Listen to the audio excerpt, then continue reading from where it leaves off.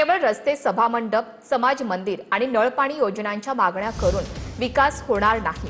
रत्नागिरीच्या खेडमधील एका कार्यक्रमात बोलताना गृहराज्यमंत्री योगेश कदम यांनी ही प्रतिक्रिया दिली। शेतकऱ्यांच्या हातात पैसा, गावात उद्योग आणि रोजगार निर्माण झाला तरच कोकणाचा खरा विकास होईल, असं देखील योगेश कदम यांनी म्हटलंय।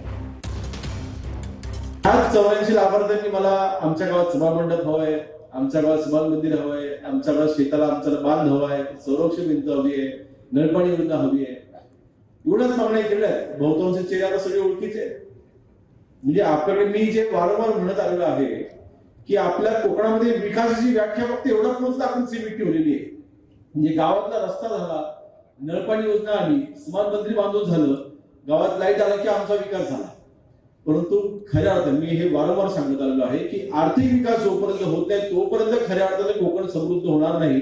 म्हणून मला वाटतं ह्याची सुरुवात आपल्याला ह्या ज्या लहान योजनांपर्यंत अतिशय महत्वाच्या आहे।